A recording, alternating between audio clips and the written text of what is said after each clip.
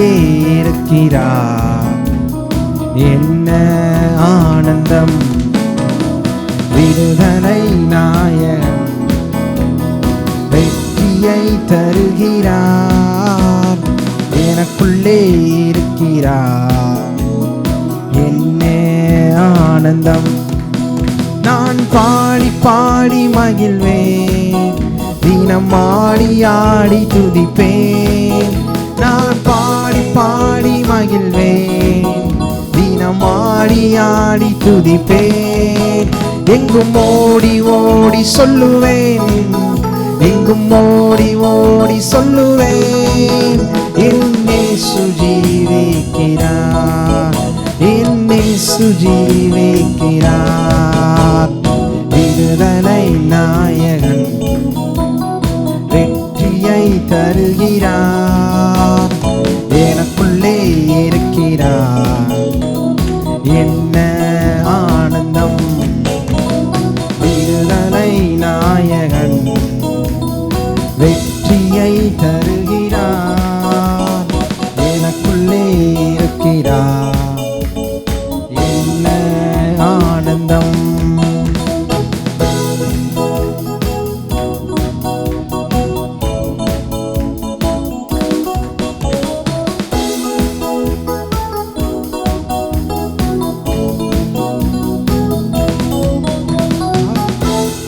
ஓடி வந்தார், என்னை தேற்றி அணைத்து கொண்டார். அவர் தேடி ஓடி வந்தார், என்னை தேற்றி அணைத்து கொண்டார். என் பாவம் அனைத்தும் மன்னித்தார், என் பாவம் அனைத்தும் மன்னித்தார். புது மனிதனாக மாற்றினார், புது மனிதனாக மாற்றினார். விடுதலை நாயகன் வெற்றியை தருகிறார். எனக்குள்ளே இருக்கிறார். என்ன ஆனந்தம்! விடுதலை நாயகன் வெற்றியை தருகிறார். எனக்குள்ளே இருக்கிறார். என்ன ஆனந்தம்!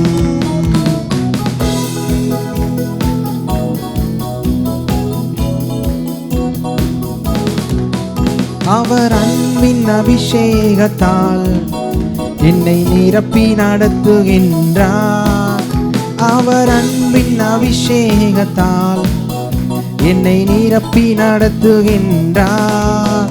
சாத்தானின் வலிமை வெல்ல, சாத்தானின் வலிமை வெல்ல அதிகாரம் எனக்கு தந்தார், அதிகாரம் எனக்கு தந்தார்.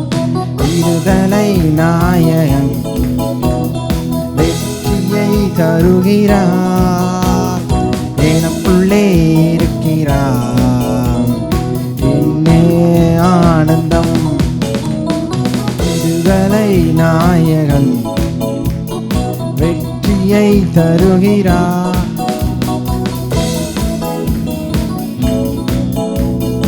என்ன ஆனந்தம்!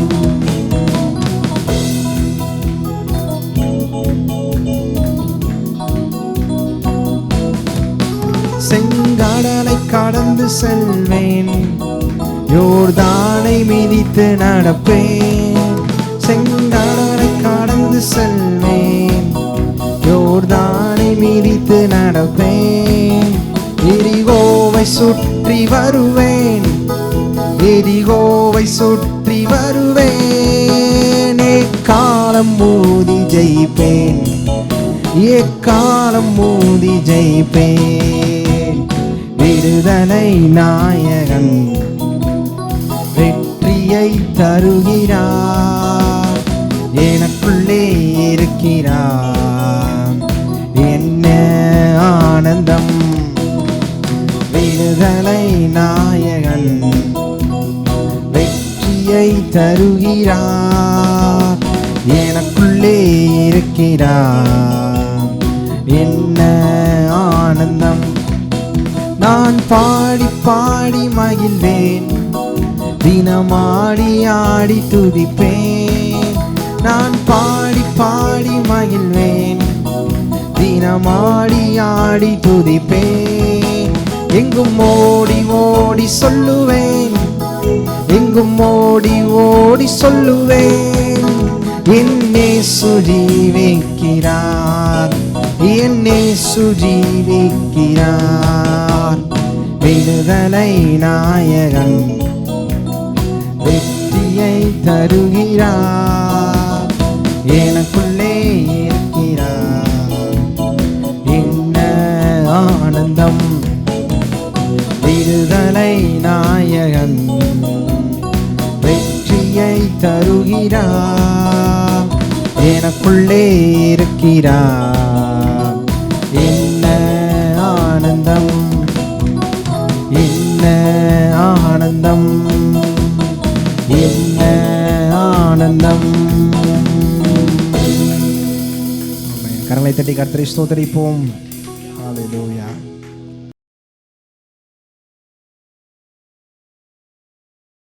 தேவன் தம்முடைய ஒரே பேரான குமாரனை விசுவாசிக்கிறவன் எவனோ அவன் கெட்டுப்போகாமல் நித்திய ஜீவனை அடையும்படிக்கு அவரை தந்தரளி இவ்வளவாய் தேவன் உலகத்தில் அன்பு கூர்ந்தார் என்று பார்க்கிறோம். ஆண்டவராய் இயேசு நாம் ஒவ்வொருவருக்காகவும் இந்த உலகத்தில் வந்து சிலுவையில் அடிக்கப்பட்டு இரத்தத்தை சிந்தி மரித்து உயிரோடு இருந்து ஆண்டவராய் இயேசு இன்னைக்கும் ஜீவிக்கிறார். இதுவரைக்கும் நீங்கள் ஆண்டவராய் இயேசுவை ஆண்டவராக ஏற்றுக்கொள்ளவில்லையானால் ஆண்டவராய் இயேசுவை உங்களுடைய நல்வாழ்வுக்கென்று அவரை ஆண்டவராக இரட்சகராக ஏற்றுக்கொள்ளுங்கள். ஆண்டவராய் இயேசு நாம் ஒவ்வொருவருக்காகவும் இந்த உலகத்தில் வந்து சிலுவையிலே அடிக்கப்பட்டு இரத்தத்தை சிந்தி மரித்து உயிரோடு இருந்து ஆண்டவராய் இயேசு இன்னைக்கும் ஜீவிக்கிறார். அவரை உங்களுடைய ஆண்டவராக இரட்சகராக ஏற்றுக்கொள்ளுங்கள். ஆண்டவராய் இயேசுவை ஆண்டவராக ஏற்றுக்கொண்ட தேவனுடைய பிள்ளைகள் இந்த உலகத்தில் வெற்றியான ஆசீர்வாதமான ஒரு பெரிய செழிப்பான வாழ்க்கையை வாழுவதுதான் கர்த்தருடைய சித்தம் என்பதை வேதம் தெளிவாக சொல்கிறது. நாம் கடந்த 2 வாரங்களாக பாருங்கள், நம்ம வந்து அதாவது கிறிஸ்தவ வாழ்க்கை வந்து ஒரு ஏழ்மையான ஒரு வாழ்க்கை. நாம் வந்து கிறிஸ்தவர்களாக இருந்தால் ஏழையாக தான் இருக்கணும் அப்படின்னு இன்றைக்கி அநேக சபைகளை போதிக்கிறார்கள். அதற்கு உண்மையாகவே வேதத்துக்கு புறம்பான ஒன்று என்பதை பார்த்தோம். அதற்கு ஆண்டவராய் இயேசுவை அவர்கள் மாதிரியாக சொல்கிறார்கள். ஆண்டவராய் இயேசு மகா பெரிய ஒரு ஐஸ்வர்யமுள்ள தெய்வம் என்பதை வேதத்தில் நம்ம பார்த்தோம். இந்த வாரங்களையும் நாம் ஆண்டவராய் இயேசு கிறிஸ்துடைய கல்வாரி புண்ணியத்தின் நிமித்தம் நாம் எப்படி இந்த செழிப்புக்குள்ளே இந்த ஆசீர்வாதத்துக்குள்ளே நம்மளை தேவன் எப்படி வழிநடத்தி இருக்கிறார், நமக்கு நன்மை வரும்படி ஆண்டவராய் இயேசுவின் மீது அவரை சிலுவையிலே அவர் அடிக்கப்படும் போது, சிலுவையிலே தொங்கும்போது அங்கே என்ன நடந்தது, அதன் மூலமாக நமக்கு என்ன நன்மைகளையும் ஆசீர்வாதத்தையும் ஆண்டவராய் இயேசு நமக்காய் அவர் சிலுவையிலே ஆதாம் இழந்து போன எல்லா காரியங்களையும் மீட்டு கொடுத்தார் என்பதை இந்த நாட்களில் நம்ம பார்க்க போகிறோம். அங்கே ஒரு பெரிய சிலுவையிலே அங்கே என்ன நடந்தது என்பதுதான் இன்னைக்கு அதன் மூலமாக வருகிற என்ன அந்த குறிப்பாக நம்ம பொருளாதார செழிப்பை குறித்து பார்த்து கொண்டு வருகிறோம். ஆண்டவராய் இயேசுடைய சிலுவையின் மூலமாக இன்றைக்கி நாம் எப்படிப்பட்ட இப்படி செழிப்பான இந்த ஆசீர்வாதங்களை நமக்கு அவர் சம்பாதித்து வைத்திருக்கிறார் என்பதை இன்றைக்கி நம்ம தொடர்ந்து பார்க்க போகிறோம். எடுங்க 3 யோவான் 2ஆம் வசனத்தை நம்ம எடுத்துக்கொள்வோம். 3 யோவான் 2ஆம் வசனம் வேதம் சொல்லுது, பிரியமானவனே, உன் ஆத்துமா வாழ்கிறது போல நீ எல்லாவற்றிலும் வாழ்ந்து சுகமாக இருக்கும்படி வேண்டுகிறேன் என்று இங்கே சொல்லப்பட்டிருக்கு. ஆனால் ஆங்கில வேதாமங்களே சொல்லும்போது, பிரியமானவனே, உன் ஆத்துமா வாழுகிறது போல நீ எல்லாவற்றிலும் வாழ்ந்து செழிப்பாக இருக்கும்படி விரும்புகிறேன். குறிப்பாக பாருங்கள், சங்கீதம் 35:27 சொல்லப்பட்டிருக்கு, என் ஊழியக்காருடைய சுகத்தை விரும்புகிற கர்த்தர். ஊழியக்காருடைய சுகத்தை மட்டும் இல்லாமல் ஊழியக்காருடைய அதாவது செழிப்பையும் தேவன் விரும்புகிறார். குறிப்பாக நம்முடைய பொருளாதாரங்களே பண விஷயங்களே கர்த்தர் நம்மளை ஆசீர்வதிக்கிற தேவனாக இருக்கிறார் என்பதை நாம் தொடர்ந்து பார்த்து கொண்டு வருகிறோம். பாருங்கள், மத்தேயு சுவிசேஷம் 3ஆம் அதிகாரம் 17ஆம் வசனம் சொல்லுது, ஆண்டவராய் இயேசு வந்து அந்த ஞானஸ்நானம் பெற்று யோர்தானிலிருந்து எழுந்திருக்கும் போது, இவர் என் நேசகுமாரன், இவரில் பிரியமாக இருக்கிறேன் என்று வானத்திலிருந்து ஒரு சத்தம் அங்கே பாருங்கள் வந்து துணித்ததை நம்ம பார்க்கிறோம். ஆண்டவராய் இயேசு கிறிஸ்துவை இவர் என் நேசகுமாரன், இவரில் பிரியமாக இருக்கிறேன் என்பதை அங்கே நாம் பார்க்க முடிகிறது. எபேசியர் 1:5 சொல்லுது, பிரியமானவருக்குள் தாம் நமக்கு தந்திரல தம்முடைய கிருபையின் மகிமைக்கு புகழ்ச்சியாக தம்முடைய தயவுள்ள சித்தத்தின்படி நம்ம இயேசு கிறிஸ்து மூலமாய் தமக்கு சுவிகார புத்திரராகும்படி முன்குறித்திருக்கிறார். நாம் தேவனுக்கு பிரியமான ஜனங்கள் என்பதை வேதம் மிக தெளிவாக சொல்கிறது. நாம் வேதத்தில் பார்க்கும்போது முன்னே நாம் சத்துருக்களாக இருந்தோம், ஆனால் இப்போது நாம் ஆண்டவருக்கு பிரியமான ஜனங்களாக இருக்கிறோம். பொதுவாகவே நீங்கள் மக்கள் எடுத்துக்கிட்டீங்கன்னா எல்லாரும் சொல்கிறாங்க, இந்த ஆண்டவனுக்கு கண்ணு இல்லையா, இந்த ஆண்டவன் நம்மளை பார்க்க மாட்டாரு, இத்தனை கஷ்டம் இருக்குது, இத்தனை பிரச்சனை இருக்குது, அவர் பாட்டுக்கு இருக்கார், நம்ம மேலே என்ன கோபமோ அப்படின்னு இன்றைக்கி அநேகர் வந்து ஆண்டவர் மேலே பலவிதமான ஒரு கோபத்தோடு இருக்கிறத நம்ம பார்க்குறோம் பொதுவாக மக்களை.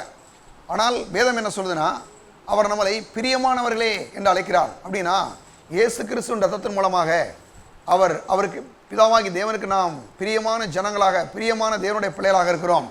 யோவான் 1:12 சொல்லுது, அவருடைய நாமத்தின் மேல் விசுவாசம் உள்ளவர்களாய் அவரை ஏற்றுக்கொண்டவர்கள் எத்தனை பேர்களோ அத்தனை பேர்களும் தேவனுடைய பிள்ளைகளாகும்படி தேவன் அவர்களுக்கு அதிகாரம் கொடுத்தார். இன்றைக்கி நம்ம எல்லாருமே தேவனுடைய பிள்ளைகளாக இருக்கிறோம். தேவனுடைய பிள்ளைகளாக இருக்கிறது மட்டும் இல்லாமல் நாம் எல்லாரும் தேவனுக்கு பிரியமான ஜனங்களாக இருக்கிறோம் என்பதை நாம் அறிந்து கொள்ள வேண்டும். அநேக நேரங்களில் பாருங்கள், குடும்பங்களில் சில பிரச்சனைகள், தொழில்களில் சில பிரச்சனைகள், சில நேரங்களில் சில வியாதிகள், சில பொருளாதாரங்களில் சில தடைகள், குடும்பத்தில் ஒரு சண்டைகள், சச்சரவுகள், பிரச்சனைகள் வரும்போது கடவுள் தான் இதெல்லாம் செய்கிறார் போல, கடவுள் தான் இதுக்கு காரணம் அப்படின்னு இன்றைக்கி அநேகர் பார்க்குறத பார்க்குறோம். ஆனால் அருமையானவர்களே, வேதம் சொல்லுது, பிசாசு யாருன்னா அவன் திருடுகிறவன், கொல்லுகிறவன், அழிக்கிறவனாய் இருக்கிறான் என்று வேதம் சொல்லுது. சில நேரங்களில் பாருங்கள், குடும்பங்களையோ சில மனுஷர்களுக்கையோ தனிப்பட்ட ரீதியிலே சில பிரச்சனைகள் வரும்போது உடனே அவங்களுக்கு என்ன கோபம் வருதுன்னா, ஆண்டவன் இப்படி படைச்சு என் தலையில் இப்படி எழுதி இதெல்லாம் பண்ணிட்டான் அப்படின்ற மாதிரி பாருங்கள் மக்கள் வந்து அநேகர் சொல்லுகிற பார்க்குறோம். ஆனால் வேதம் சொல்லுது, உன்னை சத்துருக்களாக இருந்த உங்களை தேவன் என்ன பண்ணியிருக்கார், அன்னைக்கு அவர் தமக்கு பாருங்கள் வந்து சொந்த ஜனங்களாக அவர் என்ன பண்ணியிருக்காராம், மாற்றியிருக்கிறார். அவருக்கு பிரியமான ஜனங்களாக. நாம் முன்னே தேவனுக்கு சத்துருக்களாக இருந்தோம், இன்றைக்கி ஆண்டவராக இயேசு கிறிஸ்துவிலே நாம் தேவனுக்கு என்ன பண்ணியிருக்க சமீபமாக இருக்கிறோம், அவருடைய பிள்ளைகளாக இருக்கிறோம் என்பதை வேதம் சொல்லுது. ஆண்டவராக இயேசுவை ஒரு மனுஷன் ஆண்டவர் என்று ஏற்றுக்கொள்ளும் போது தேவனுக்கு சமீபமாய் தேவனுடைய பிள்ளைகளாய் நாம் கேட்கக்கூடிய எந்த ஒரு காரியத்தையும் ஆண்டவர் கொடுக்கக்கூடிய அந்த ஒரு உறவை உடைய மக்களாக நாம் இருக்கிறோம். பாருங்கள், அப்பா பிதாவே அப்படின்னு கேட்டாவே ஆண்டவர் நம்முடைய ஜெபத்தை கேட்டு பதில் தருகிற தேவனாக இருக்கிறார். அந்த அளவுக்கு பாருங்கள், நமக்கும் நம்முடைய ஆண்டவருக்கு இடையிலே ஒரு நல்ல உறவை ஆண்டவராக இயேசு ஏற்படுத்தினார், இயேசு கிறிஸ்துவின் கல்வாரி புண்ணியத்தினாலே. ஆனால் பாருங்கள், இங்கே பார்க்கும்போது அப்போ இன்னைக்கு பாருங்கள், அது மட்டும் இல்லாமல் வேதம் சொல்லுது, ஆண்டவராக இயேசு நம்முடைய மூத்த சகோதரர் என்று வேதம் சொல்லுது. பாருங்கள், பலவிதமான ரீதியில் இயேசு வர்ணிக்குது. அதில் ஒன்று, ஆண்டவராக இயேசு நம்முடைய மூத்த சகோதரராக இருக்கிறார் என்ற வேதம் சொல்லுது. ரோமர் 8 29 சொல்லுது. எல்லாரும் எடுத்துக்கங்க. ரோமர் 8 29 தம்முடைய குமாரன் அநேக சகோதரருக்குள்ளே முதற் பேரவனாக இருக்கும் பொருட்டு தேவன் எவர்களை முன்னறிந்தாரோ அவர்களை தம்முடைய குமாரனுடைய சாயலுக்கு ஒப்பார்ப்பதற்கு முன்குறித்து இருக்கிறார். என்ன சொல்கிறாரு அப்படின்னா, தம்முடைய குமாரன் அநேக சகோதரருக்குள்ளே முதற் பேரவனாக இருக்கும் பொருட்டு நம்ம எல்லாருக்கும் ஒரு மூத்த சகோதரர் இருக்கிறார். யாருன்னா ஆண்டவராகிய இயேசு கிறிஸ்து. அது மட்டும் இல்லாமல் முதற் பேரவனாக இருக்கும் பொருட்டு தேவன் எவர்களை முன்னறிந்தாரோ, யாரை முன் அறிந்தாரோ அவர்களை முன்குறித்திருக்கிறார். இன்றைக்கி நம்ம இந்த இடத்துல வந்து ஆண்டவர்கிட்ட வந்து உட்காந்துருக்கிறோம்.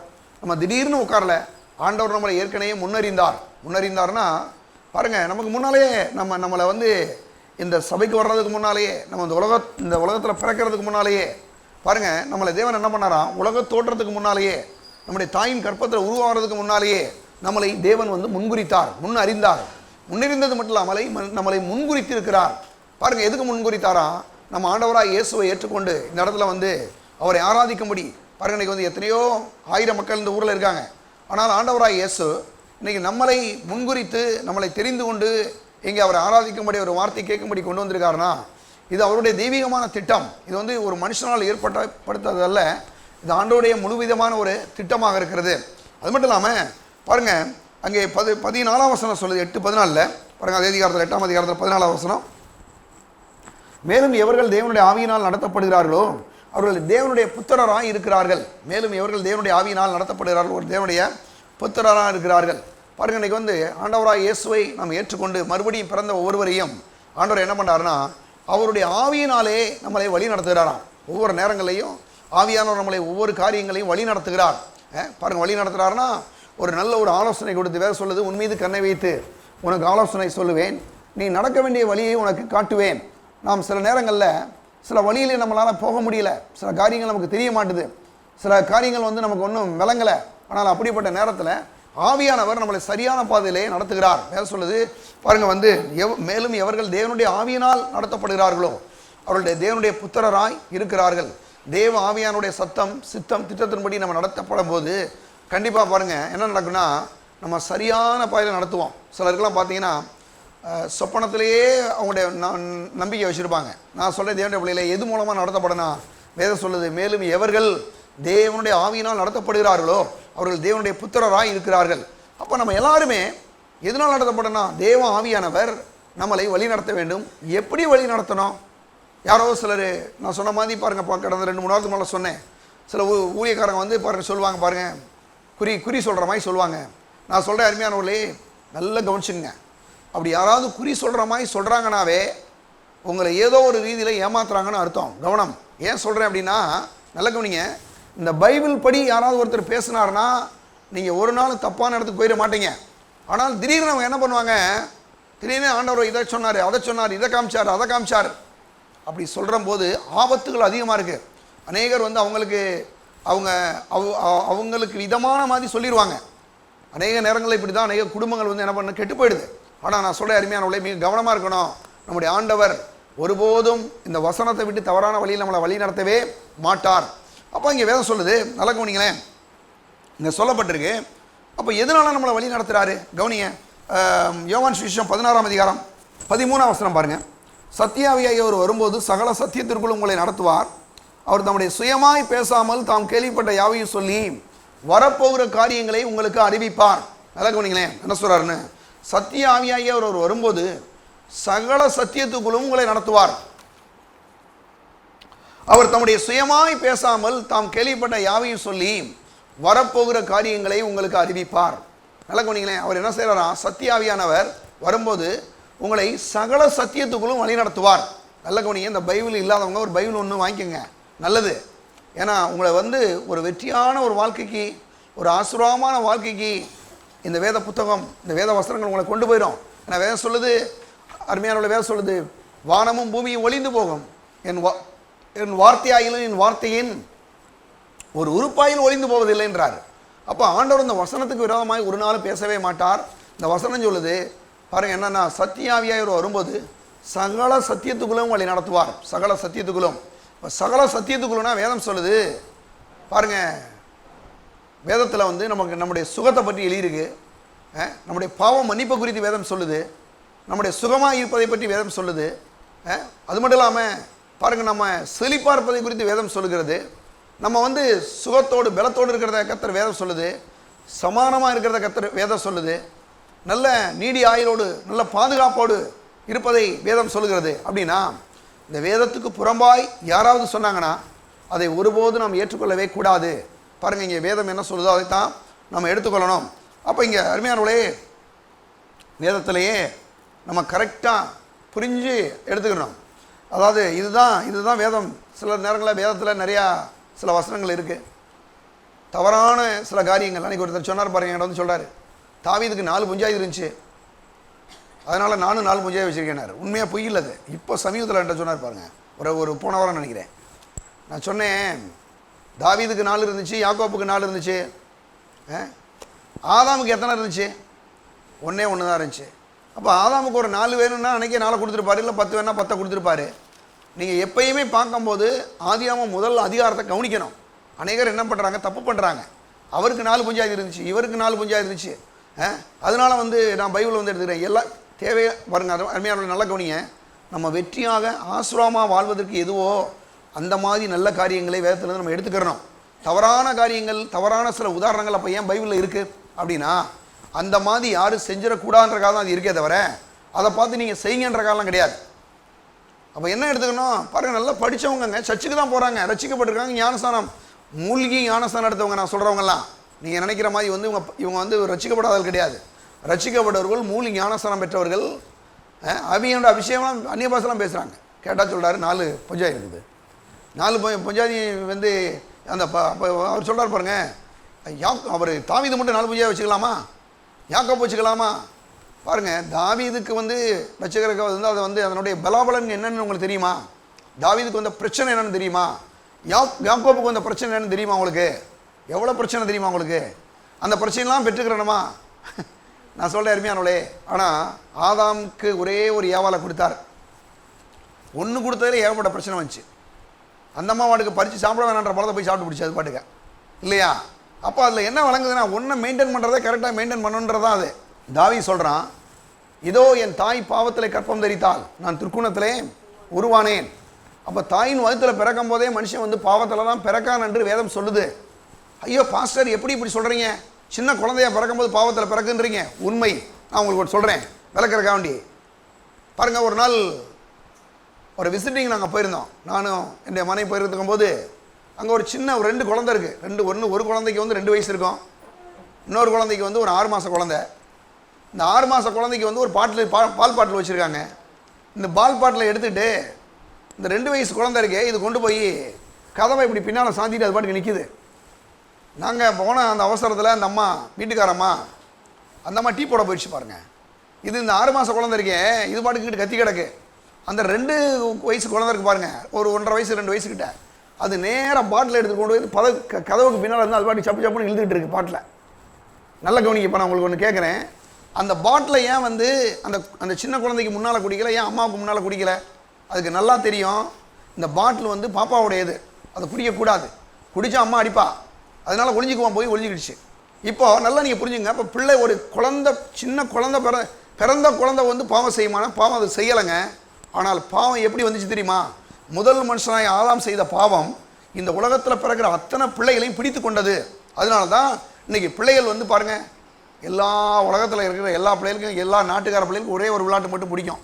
என்ன விளையாட்டு தெரியுமா உங்களுக்கு? ஒளிஞ்சு விளையாடுற விளையாட்டு. பார்த்துருக்கீங்களா? குழந்தை பிறந்தவொடனே அம்மா மாதிரிலாம் பார்த்துக்கிட்டு வச்சுக்கிட்டு அப்படி செய்யும். செஞ்சோன்னே அந்த குழந்தை பிறந்த குழந்தைக்கு சிரிப்பு வருது. ஏன்னா அதுக்கு ஏதோ ஒளிஞ்சிட்டுன்ற மாதிரி எண்ணம். சும்மா 3 மாதம் ஒரு 3 மாத குழந்தைங்க அப்படி இப்படி வச்சுட்டு சொல்லிட்டு நீங்கள் அப்படி சொன்னீங்கன்னா சிரிக்கும், இல்லை ஏதாவது ஒன்று பண்ணோம். ஏன்னா இப்படித்தான் ஆதாமுடைய மனைவி ஏவாளர்களை போய் என்ன பண்ணாலே, போய் பாவம் செய்த உடனே 2 பேரும் ஒளிஞ்சுக்கிட்டாங்க. அந்த ஒளிஞ்சு விளையாடுற விளையாட்டு இன்னைக்கு வரைக்கும் நடக்குது. ஒவ்வொரு குழந்தையும் பிறக்கும் போது எல்லா குழந்தையும் நடக்குது. அப்போ என்ன ஒரு விஷயத்தை நீங்கள் கவனிக்கணும்னா, அப்போ பாவன்றது மனுஷனாக இந்த உலகத்தில் பிறக்கும் போதே மனுஷன் பாவத்தில் தான் பிறக்கிறான். அது மட்டும் இல்லாமல் இன்னொரு விஷயத்தை கவனிங்க. அப்போ பாஸ்டர் இந்த மாதிரி அங்கே குடியாரப்ப எங்கே குடிச்சிட்டு இருக்கிறான், இங்கே இவன் அப்படி இருக்கிறான், இவன் இந்த கொலை பண்ணுறான், இவன் கொள்ளையடிக்கிறான், இதெல்லாம் என்ன அப்படின்னா இந்த பாவம் உள்ளே இருக்கிறதுனால வரக்கூடிய பாவத்தினுடைய கிரியைகள் அதை போய் செய்கிறான். அதனால தான் இன்றைக்கி எத்தனை போலீஸ் ஸ்டேஷன் இருந்தாலும், எத்தனை சீர்திருத்த பள்ளிகள் இருந்தாலும் மனுஷனை திருத்த முடியாத நிலைமை அதுதான். நல்லா கவனிச்சிங்கன்னா அதான். பாருங்கள், எத்தனை போலீஸ் ஸ்டேஷன் இருக்குது, எத்தனை போலீஸ் ஸ்டேஷன் இருக்குது உங்களுக்கு தெரியுமா? அவ்வளோ போலீஸ் ஸ்டேஷன் இருக்குது, அவ்வளோ பேர் ஒர்க் பண்ணுறாங்க. ஆனால் இருந்தாலும் கூட குற்றங்களை தடை செய்ய முடியல. இதுக்கு என்ன காரணம் அப்படின்னா மனுஷனுடைய பாவம் அவனுக்குள்ளே இருக்கிறதுனால அவனை பாவம் செய்ய தூண்டுகிறது. போய் செய்கிறான், போய் தானாவே. அப்போ அருமையான இவையிலிருந்து மனுஷனை மீட்டெடுக்கும்படி ஆண்டவராய் இயேசு கிறிஸ்து கல்வாரி சிலுவையில் அடிக்கப்பட்ட ரத்தத்தை சிந்தி மரித்து உயிரோடு இருந்து இந்த பாவத்தை தன் மீது ஏற்றுக்கொண்டு சிலுவையில் சுமந்து தீர்த்து விட்டார். ஆனால் இன்னைக்கு யார் ஒருவர் இயேசுவே நீர் என்னுடைய ஆண்டவர், இந்த ஆண்டவராக ஏற்றுக்கொள்கிறேன் ஏற்றுக்கொள்வார் என்றால் அவற்றிற்குரிய அந்த பாவத்திலிருந்து இயேசு வந்து விடுதலை கொடுக்கிறார். நீங்கள் உடனே கேட்கலாம், இயேசுவனை ஆண்டவராக ஏற்றுக்கிட்டா பாவம் போயிடுமா? போயிடும். ஏன் போயிடும்னு சொன்னேன்னா, நல்லா கவனிங்களேன். இப்போ நீங்கள் ஏதாவது ஒரு வெளிநாடுகளுக்கு போகிறீங்க, அங்கே போய் நான் பெரம்பலூர்னா உனக்கு பெரம்பலூர் தெரியாது இல்லையா? ஆனால் அங்கே போய் நீங்கள் என்ன சொல்கிறீங்க, வெளிநாட்டுக்கு போகும்போது நான் வந்து இந்தியாவிலேருந்து வந்திருக்கேன், ஏன்னா நான் இந்திய தேசத்தினுடைய பிரஜை, இந்தியாவில் பிறந்திருக்கிறேன், இந்தியாவில் பிறந்ததுக்கான எனக்கு ரெக்கார்ட் சீட் இருக்குது, பதிவு செய்யப்பட்டிருக்கு அப்படின்னு நம்ம சொல்கிறோம். ஏன்னா நம்முடைய பெற்றோர்கள் இந்திய தேசத்தை சார்ந்தவர்கள், நம்ம இங்கே பிறந்திருக்கனால இந்தியர்கள். அதே போல தான் ஆண்டவராக இயேசு கிறிஸ்துவை ஒரு மனுஷன் ஆண்டவராக ஏற்றுக்கொள்ளும் போது எல்லா பாவத்திலிருந்து விடுதலையாக்கி நாம் எல்லாருமே தேவனுடைய பிள்ளைகளாக நாம் இருக்கிறோம். இப்போ தேவனுடைய பிள்ளைகள் பாவத்திலிருந்து எப்படி தேவன் விடுதலையாக்கினாரோ, அவருடைய கல்வாரி புண்ணியத்தினால ரத்தத்தினால எப்படி நம்மளை விடுதலையாக்கினாரோ, அதே போல தான் வியாதிகளிலிருந்து நம்மளை விடுதலையாக்கினார். ஏன்னா எப்படி விடுதலை வந்துச்சுன்னா, சொல்லுது, மரத்தில் தூக்கப்பட்ட எவனும் சபிக்கப்பட்டபடி கிறிஸ்து நமக்காக சாபமாகி நியாயப்பிரமாணத்தின் சாபத்திலிருந்து நம்மை நீங்களாக்கி மீட்டுக்கொண்டார். அதில் ஒன்று வியாதிகளுக்கு எண்ணற்ற வியாதிகள், சொல்லி முடியாத வியாதிகள் இருக்கு. எல்லா வியாதிகளையும் இயேசு கிறிஸ்து தன் மேலே ஏற்றுக்கொண்டார் என்று வேதம் சொல்கிறது. வேதம் சொல்லுது, நம்முடைய மீறல் நிமித்தம் அவர் அடிக்கப்பட்டார், நம்முடைய அக்கிரமங்கள் நிமித்தம் அவர் நொறுக்கப்பட்டார், நமக்கு சமானத்தை உண்டுமன ஆக்கினை இயேசுவின் மீது வந்தது, அவருடைய காயங்களால் நாம் குணமாகிறோம் என்று சொல்லுது. அப்போ இயேசு கிறிஸ்துவின் காயம் நம்மளை சுகமாக்க முடியும். எத்தனையோ மக்களுக்கு நாங்கள் ஜெபம் பண்ணுறோம். போன 2 வாரத்துக்கு முன்னால் ஒரு சில மக்களுக்கு நாங்கள் ஜெபம் பண்ணோம். பார்த்தீங்க, ரொம்ப எனக்கு ஒரு பெரிய ஆச்சரியம். ஒருத்தருக்கு வந்து பார்த்தீங்கன்னா 2-3 வாரத்துக்கு முன்னால் இங்கேருந்து ஃபாரினில் துபாயில் நினைக்கிறேன், துபாயில் வந்து ஒரு குடும்பத்தார் நாங்கள் ஃபோன் பண்ணாங்க. அந்த குடும்பத்தில் இருக்க ஒரு பிள்ளை இங்கே நம்ம சபைக்கு வருது. ஜெபம் பண்ணாங்க. அந்த பையனுக்கு பார்த்தீங்கன்னா ஒரு மாதிரி ஏதோ ப்ராப்ளம், பயங்கர மோசமான ஒரு ப்ராப்ளம். ஒரு மாதிரி ஐசியூவில் கொண்டு போய் வச்சுட்டா பாருங்கள். அதில் இருந்து அந்த பையன் வந்து வெளியில் வருவான்றதுக்கு நிச்சயம் இல்லை, எந்த பேச்சு எதுவுமே இல்லை. கடைசி என்கிட்ட வந்து சொன்னாங்க, பாஸ்டர் நீங்கள் ஜெபம் பண்ணுங்க அப்படின்னு சொன்னாங்க. அந்த பையனை நான் இது வரைக்கும் பார்த்ததே கிடையாது. அந்த பையன் இந்த ஊருக்காரன் பையன், பெரம்பலூர்காரன். அவங்களுடைய அப்பா அம்மாலாம் வந்து அங்கே இருக்கிறாங்க, துபாயில் இருக்காங்க. அந்த பையன் அங்கே வேலைக்கு போன பையன் பாருங்கள். போனால் பார்த்தீங்கன்னா ஒரு மாதிரி ஸ்ட்ரோக் ஏதோ சம்திங் ப்ராப்ளம் ஆயிடுச்சு. கைகாலெலாம் வந்து இதாகலை, பேச்சு மூச்சு இல்லை.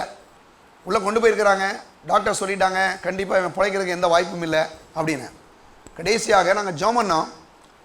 இங்கேருந்து ஜெபம் பண்ண பாருங்கள். ஜெபம் பண்ணால் கிட்டத்தட்ட ஒரு வாரம் 2 வாரமாக அந்த கை எந்த பேச்சும் கிடையாது, படுத்த படுக்கையாக இருந்தாலே. அன்றைக்கி மதியானமே அந்த பையன் பாருங்கள் கையெல்லாம் அசைச்சு அப்படி இது பண்ண பாருங்கள். நான் இந்த வாரத்தில் இந்த வீடியோ காலில் காமிச்சாங்க. அந்த பையன் என் கூட பேசினான். ரொம்ப அற்புதங்க, பெரிய அற்புதம், ஆச்சரியமாக இருக்குது. அந்த பிள்ளை சொல்லுது பாருங்கள், எங்கள் அந்த தம்பி அந்த அண்ணன் இன்றைக்கி நல்லா சாப்பிட்றான், நல்லா பேசுகிறான், சீக்கிரத்தில் இங்கே பெரம்பலூர் வந்துடுவான். எத்தனை 1000 கிலோமீட்டர் இருக்குது, ஆனால் இங்கேருந்து ஜெபிக்கிறாங்க. ஆனால் கடவுள் அற்புதத்தை செய்கிறார். இன்றைக்கி அந்த பையன் நல்ல ஒரு வாலிபன், ஒரு இன்ஜினியரு பாருங்கள். இன்றைக்கி கடவுள் வந்து அவனுக்கு ஜீவனை கொடுத்துருக்காருன்னா நான் சொல்கிறேன், எப்பேற்பட்ட வியாதிகளையும் கர்த்தராலே சுகமாக்க முடியும். போன வாரங்கள் நம்முடைய சபைக்கு ஒரு சகோதரன் அவருடைய மனைவியை கொண்டு போய் ரொம்ப சீரியஸாக வச்சுட்டாங்க. நம்ம இங்கே இருக்கக்கூடிய ஒரு லோக்கலில் இருக்கக்கூடிய ஒரு ஹாஸ்பிட்டல். அந்த அம்மாவுக்கு ரொம்ப அதிகமான சுகர் 600க்கு போயிடுச்சான் பாருங்க. 600க்கு அது போயிடுச்சு. கீழே பார்த்தீங்கன்னா ப்ரெஷர் லோவாயிடுச்சு. பார்த்தீங்கன்னா கிட்னியில் ப்ராப்ளம்ட்டாங்களாம். கொண்டு போய் பார்த்தீங்கன்னா இங்கே ஒரு ஹாஸ்பிட்டலில் பண்ணியிருக்கிறாங்க. அந்த அம்மாவை பார்த்துட்டு டாக்டர் சொன்னாராம், ஒன்றும் பண்ண முடியாது, சீக்கிரம் தூக்கிட்டு போங்க வேகமாக தூக்கிட்டு போக சொல்லிட்டாங்க. கடைசி ஜிஹெச்சில் கொண்டு போனால் அங்கே ட்ரீட்மெண்ட் இல்லை, கொடுக்க முடியாதுன்னு சொல்லிட்டு அவங்க வந்து சும்மா பார்த்துட்டு விட்டுட்டாங்களாம் பாருங்கள். என்கிட்ட அந்த சகோதரன் வந்து ரொம்ப வேதனையோடு அழுதாரு. நாங்கள் உடனே ஜெபம் பண்ணோம், ஆண்டவரே உங்களுக்கு வந்து நல்ல சுகத்தை கொடுங்க அப்படின்னு. நேராக கொண்டு போய் இன்னொரு ஹாஸ்பிட்டலில் வச்சாங்க. போய் ஜெபம் பண்ண பாருங்கள், ரொம்ப அற்புதம். அந்த டாக்டர் சொன்னாங்களாம், நமக்கு இவ்வளவு சுகர் அதிகமாகிடுச்சு, ப்ரெஷர் லோவாகுது, சுகர் அதிகமாகுது, பெரிய பிரச்சனை பாருங்கள். இது போக இல்லாமல் கிட்னியில் ப்ராப்ளம், கிட்னியில் வந்து டயாலிசிஸ் பண்ணணும், நீங்கள் பண்ணிங்கன்னா தான் அது வந்து இந்த அம்மா பிழைக்கும். இப்படி ஒரு பெரிய ஒரு இதை சொல்லிட்டாங்களாம். அந்த சகோதரனோருடைய பிள்ளைகள் அழுது கண்ணீரோடு அழுது சொன்னாங்க. நான் ஃபோனில் தான் பார்த்து ஜெபம் பண்ணோம். நான் சொல்கிறேன் அருமையானவர்களே, அற்புதமான ஒரு விஷயம். இப்போ அவங்களே சொன்னாங்களாம், டயாலிசிஸ் வேணாம், ஒன்றும் வேணாம், சுகர் எல்லாமே கம்மியாகி இப்போ 120க்கு வந்துருச்சு. ஆச்சரியமான காரியங்க அது. ப்ரெஷர் 4 நாள் ஆயிடுச்சு. அந்த அம்மா அங்கே மறிக்க வேண்டிய அம்மா, அந்த பிரதர் அப்படி தான் சொல்லிட்டு இருந்தார். அந்த அம்மா தேடுறதே கஷ்டன்ற மாதிரி சொல்லிட்டு இருந்தார். நேராக போய் தலையில் கை வச்சு ஜெபம் பண்ணிட்டு வந்தேன். நான் ஜெபம் பண்ணிட்டு வந்தேன் பாருங்க. இப்போ அந்த அம்மா நல்லா ஆகி வீட்டில் போய் நல்லா சாப்பிட்டுட்டு இருக்கிறாங்க. பெரிய அற்புதம். இதை நான் சொல்கிறது வந்து விளையாட்டு கிடையாது. இன்றைக்கும் இயேசு ஜீவிக்கிறார், இன்றைக்கும் இயேசு சோமாக்கி கொண்டிருக்கிறார். போன 2 வாரங்களில் இதே மாதிரி இன்னொரு ப்ராப்ளம். ஒருத்தங்களுக்கு வந்து பார்த்தீங்கன்னா பயங்கரமான ஹார்ட் பிரச்சனை, பெரிய ஹார்ட் பிரச்சனை, 100% அடைப்பாயிருச்சு அவங்களுக்கு, 100% ஃபுல்லாக லாக்கு. அவங்க சொன்னாங்களா, டாக்டர் சொன்னாங்களா, இன்னும் கொஞ்சம் நீங்கள் லேட் ஆகினேன்னா பிரச்சனை தான். நாங்கள் சொல்கிறேன் அருமையானவளை, கொண்டு போய் ஒரு ஹாஸ்பிட்டலில் போய் சேர்த்தாங்க. ஜெபம் பண்ணோம். அற்புதமான சுகத்தை தேவன் கட்டளையிட்டு இருக்கிறார். நல்லா நீங்கள் கவனிக்கணும். இது ஏதோ வந்து சுகம் இல்லை நீங்கள் நினைக்கிற மாதிரி கிடையாது. இன்றைக்கும் ஆண்டவராய் இயேசு அற்புதமாக சுகமாக்கி கொண்டிருக்கிறார். அப்போ சுகத்துக்காக என்ன பண்ணார்? இயேசு சிலுவையில் அடிக்கப்பட்டார், ரத்தத்தை சிந்தினார், மரித்தார், உயிரோடு இருந்து இன்றைக்கி இயேசு ஜீவிக்கிறார். அவர் ஒரு மனுஷனை ஆண்டவராக ஏற்றுக்கொள்ளும் போது எப்பேற்பட்ட வியாதியாக இருந்தாலும் அந்த வியாதியிலிருந்து விடுதலையை கர்த்தர் கொண்டு வந்து கொடுக்கிறார். அது மட்டும் இல்லாமல் அப்போ வியாதியிலிருந்து சுகம் உண்டாகுது அப்படின்னா, அதே போல் நமக்கு பணத்தையும் நம்முடைய தேவன் வந்து கொடுக்கிறார். பாருங்கள், இதை பற்றி 2 கொரிந்தியர் 5ஆம் அதிகாரம் சொல்லுது. எடுங்க, 2 கொரிந்தியர் 5:17. இப்படி இருக்க ஒருவன் கிறிஸ்துவுக்குள் இருந்தான், புது சிருஷ்டியாக இருக்கிறான், பழையவையில் எல்லாம் ஒளிந்து போயின, எல்லாம் புதிதாகின. நல்லா கவனிங்க, வேதம் சொல்லுது. கிறிஸ்து பாருங்க, ஒருவன் கிறிஸ்துவுக்குள் இருந்தாலும் அவன் புது சிருஷ்டியாக இருக்கிறான், பழையவையில் எல்லாம் ஒளிந்து போயின, எல்லாம் புதிதாகின. நல்லா கவனிச்சிங்கன்னா, நம்முடைய எல்லா விதமான பழையவையும் ஒளிந்து போயிடுச்சு. இன்றைக்கி ஆண்டவராய் இயேசு நம்மளை எல்லாவற்றையும் புதிதாக்கி இருக்கிறார். ஆண்டவராய் இயேசுவை நம்ம ஆண்டவர் ஏற்று ஒரு புதிய வாழ்க்கையை தேவன் வந்து கொடுக்குறார். அப்போ பழைய அந்த பாவ வாழ்க்கை போயிடுச்சு, அந்த பழைய வியாதியின் வாழ்க்கை போயிடுச்சு, அந்த பழைய ஏழ்மைத்தனம் அந்த ஏழையான வாழ்க்கை போயிடுச்சு. இன்னைக்கு தேவன் செழிப்பான வாழ்க்கையை, ஐஸ்வர்யத்தின் வாழ்க்கையை நம்முடைய ஆண்டவர் என்ன செய்கிறார், நமக்கு இயேசு கிறிஸ்துவின் மூலமாக நமக்கு தேவன் கொடுத்திருக்கிறார். அப்போ அதைத்தான் பாருங்கள், வேதம் சொல்லுது, பழையவில் எல்லாம் ஒளிந்து போயின, எல்லாம் புதிதாகின. அப்போ இன்னைக்கு ஒரு புதிய வாழ்க்கையை ஆண்டவர் வந்து நமக்கு என்ன செய்கிறார், கொடுத்திருக்கிறார். அது மாதிரிலாம் வேதம் சொல்லுது, புதிய மனிதன் அவன் வந்து எப்படிப்பட்ட ஆளியாக இருக்கானா, அவன் வந்து நல்ல ஒரு செழிப்புக்கான ஒரு சுதந்திரவாளியாக இருக்கிறான். பாருங்கள், சுகம், பாவ மன்னிப்பு, சுகம், விடுதலை, அது மட்டும் இல்லாமல் நல்ல ஒரு பொருளாதார செழிப்பு. நிறைய மக்களுக்கு பார்த்தீங்கன்னா எவ்வளவு வேலை செஞ்சாலும் முன்னேற்றம் கிடையாது. என்ன செஞ்சாலும் ஒன்றும் அவங்க சொல்கிறாங்க ஒன்றும் விளங்க மாட்டுதுங்க அப்படின்னு தான் சொன்னாங்க. இந்த சபைக்கு நிறைய மக்கள் வர்றாங்க, போன சர்வீஸ்லேயும் வந்திருந்தாங்க. நான் சொல்கிறேன், நிறைய இங்கே வந்த மக்கள்லாம் எங்களுக்கு ஆச்சரியத்திலும் ஆச்சரியம். நான் சொல்கிறேன், அருமையானவர்களே, அன்னன்னைக்கு கூலி வேலை பார்த்தவங்க இன்றைக்கி அவர்கள் கோடீஸ்வரர்களாக மாறிட்டாங்க. கோடீஸ்வரர்களாக மாறி இருக்கிறத நான் பார்க்குறேன். லட்சக்கணக்கான ரூபாய்களை சம்பாதிக்கிறாங்க. விளையாட்டு கிடையாது இதெல்லாம், நான் சொல்கிறலாம். லட்சக்கணக்கான ரூபாய்களை தேவன் கொடுக்குறார். அப்போ இன்றைக்கும் அந்த அவங்களுடைய பொருளாதாரங்கள் ஆஸ்வதிக்கப்படுது. பார்த்தீங்கன்னா நல்ல ஒரு இடத்த வாங்குறாங்க, வீடை கட்டுறாங்க, நல்ல தொழில் ஆஸ்வதிக்கப்படுது. பெரிய பெருக்கங்களை கடவுள் வந்து கொடுக்குறார் ஒவ்வொருவருக்கும். ரொம்ப எனக்கு நம்ப முடியாத அளவுக்கு ஆச்சரியமாக இருக்குது. அவ்வளோ பெரிய காரியங்களை தேவன் செய்கிறார். என்ன காரணம் அப்படின்னா பாருங்கள், இந்த ஆண்டவராய் இயேசுவை ஆண்டவரை ஏற்றுக்கொண்ட தேவனுடைய பிள்ளைகள் நான் செழிப்புக்கு சுதந்திரவாளி என்பதை அறிந்து கொள்ள வேண்டும். செழிப்புக்கு சுதந்திரவாளி, பணம் வந்து கர்த்தருடைய ஆசீர்வாதம், அதை எனக்கு கொடுக்கிறார் என்பதை நாம் வந்து விசுவாசிக்க வேண்டும். அவருடைய கல்வாரி புண்ணியத்தினாலே அவைகள் எல்லாவற்றையும் நமக்கு தேவன் செய்கிறார். அது மட்டும் இல்லாமல் கிறிஸ்தவம் வந்து வெறும் ஒரு பக்தி வாழ்க்கை அல்ல. சும்மா ஞாயிற்றுக்கிழமை ஆச்சா அதனால் சும்மா அப்படியே ஒரு சர்ச்சுக்கு போயிட்டு வந்துடும் அப்படி இல்லை. ஆனால் கிறிஸ்தவ வாழ்க்கைன்றது வந்து ஒரு வெற்றியின் வாழ்க்கை என்பதை நீங்கள் அறிந்து கொள்ள வேண்டும். இது ஒரு பக்தி வாழ்க்கை அல்ல. கிறிஸ்தவ வாழ்க்கை என்பது எப்படிப்பட்ட வாழ்க்கை, வெற்றி வாழ்க்கை. அப்போ இப்படிப்பட்ட வெற்றி வாழ்க்கையை ஆண்டவராய் இயேசு நம்ம ஒவ்வொரு காரியங்களையும் கட்டளையிடுகிறான். இதற்கு ஆண்டவராய் இயேசு என்ன செய்தார் பார்த்தீங்கன்னா, எடுங்க 1 கொரிந்தியர் 5ஆம் அதிகாரம், அப்படி எடுங்க 1 கொரிந்தியர் 5.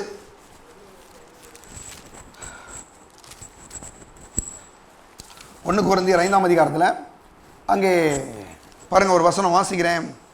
5:7 5ஆம் அதிகாரத்தில் 7ஆம் வசனம் பாருங்கள், நான் வாசிக்கிறேன். ஆகையால் நீங்கள்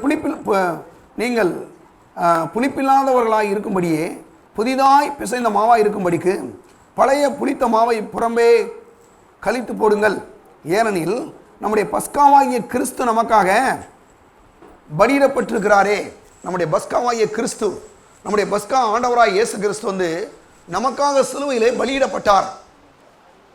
பலியிடப்பட்டிருக்கிறாரு.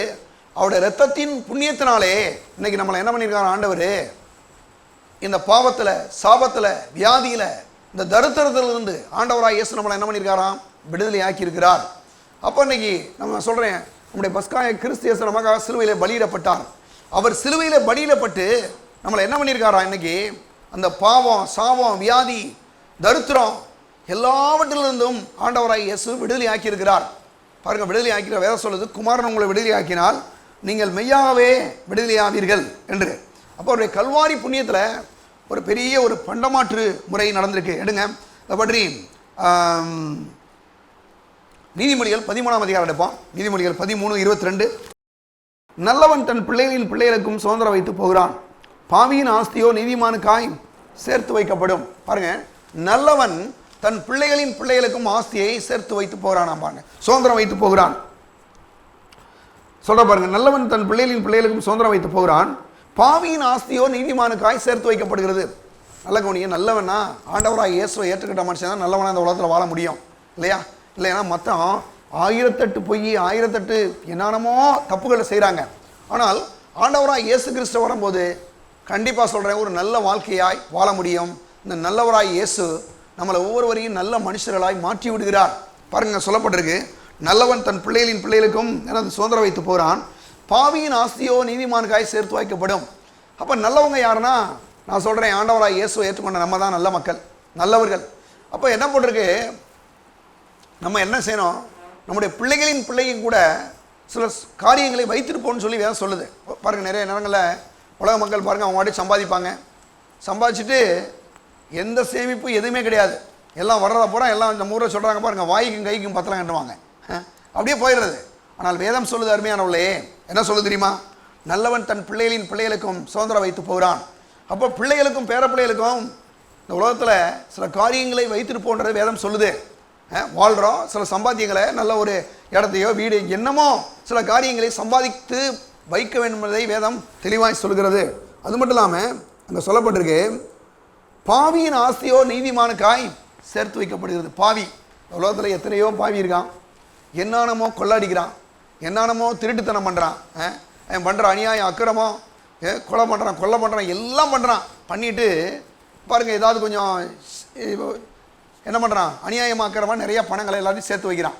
ஆனால் வேதம் சொல்லுது, இப்படிப்பட்ட மனுஷர்கள் என்ன பண்ணுறார்களாம், இங்கே பாருங்களேன், அங்கே வேதம் சொல்லுது, பாவியின் ஆஸ்தியோ நீதிமானுக்காய் சேர்த்து வைக்கப்படும்.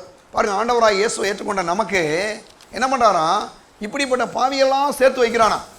பாருங்கள், இன்றைக்கி பார்த்தீங்கன்னா நிறைய அந்த வட்டிக்கு விடுறாலாம் பார்த்துருக்கீங்களா? வட்டிக்கெல்லாம் விடுறான். நான் சொல்கிறான், 2 வட்டியில் ஆரம்பித்து 3 வட்டி, 4 வட்டி, 5 வட்டி, 10 வட்டி, 15 வட்டி.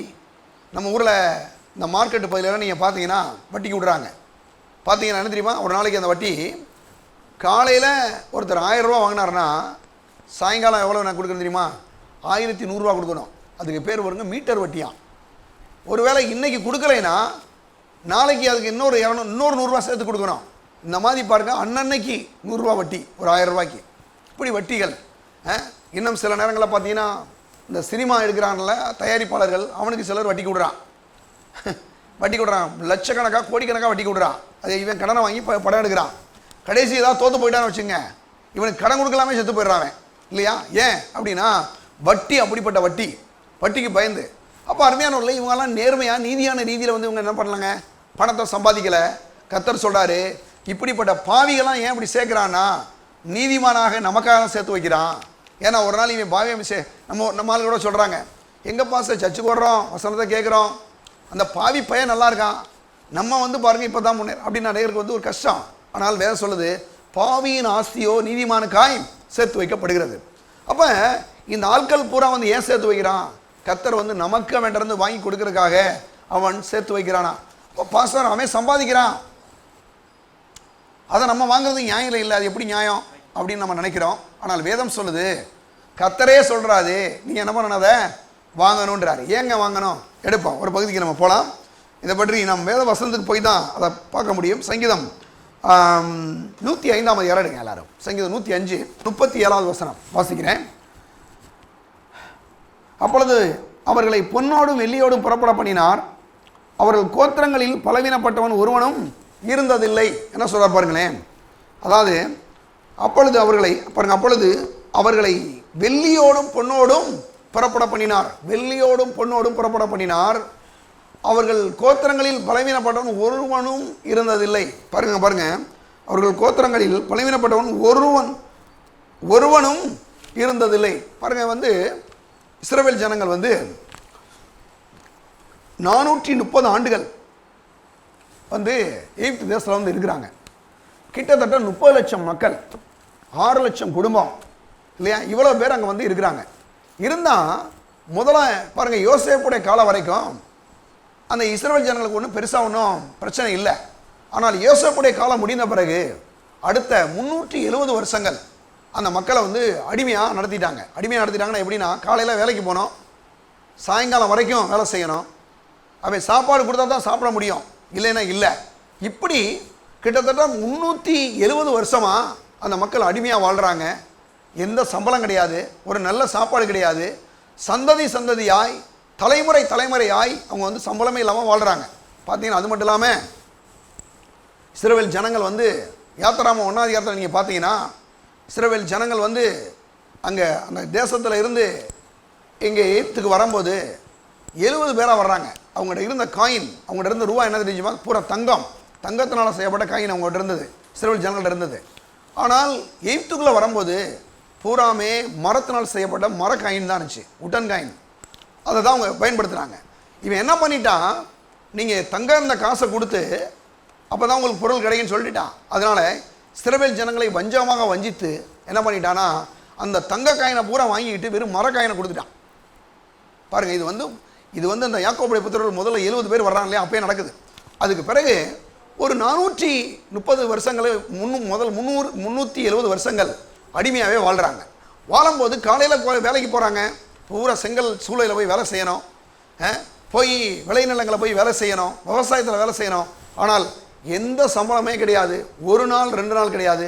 370 வருஷமாக சந்ததி சந்ததியாய் பாருங்க, தலைமுறையால் இப்படி வந்து அடிமையெல்லாம் வாழ்கிறாங்க.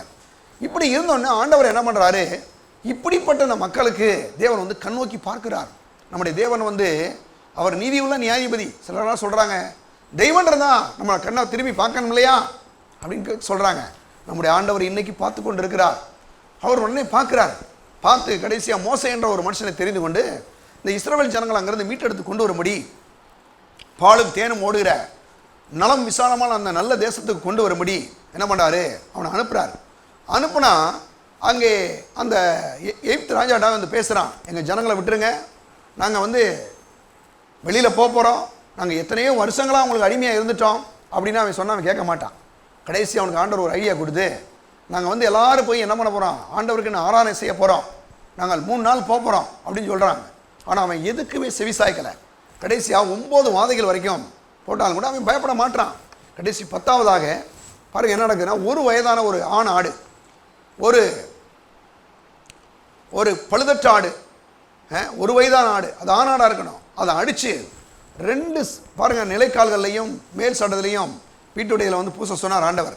அப்படி பூசும்போது அங்கே என்ன நடந்துச்சு அப்படின்னா, அங்கே சங்கார தூதன் அந்த தேசத்தில் வந்தால் அந்த ரத்தம் பூசப்பட்ட வீடுகளில் எந்த ஒரு மரணமும் ஏற்படலை.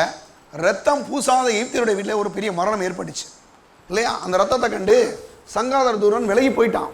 உடனே அங்கே என்ன நடந்துச்சு அப்படின்னா, இந்த மரணம் அந்த தேசத்தில் எகிப்தியருடைய வீட்டில் நடந்த உடனே மக்களுக்கு, அந்த நாட்டு மக்களுக்கு பயம் வந்துருச்சு. ஐயோ, இவ்வளோ நாள் நம்ம பண்ண அநியாயத்துக்கு, ஒரு அநீதிக்கு, ஒரு நீதியற்ற நிலை, இதுக்கு இந்த கடவுள், இந்த இஸ்ரவேலின் இவங்க ஆராதிக்கிற தெய்வம் ஒரு பெரிய பனிஷ்மெண்ட்டே நம்ம கொடுத்துட்டா, ஒரு தண்டனை கொடுத்துட்டாருன்ற ஒரு பயம் அவங்களுக்குள்ள வந்துருச்சு. வந்த உடனே என்னாச்சு தெரியுமா, அவங்க அங்கேருந்து அந்த நாட்டை விட்டு கிளம்புறதுக்கு இஸ்ரவேல் ஜனங்கள் ரெடி ஆகுறாங்க.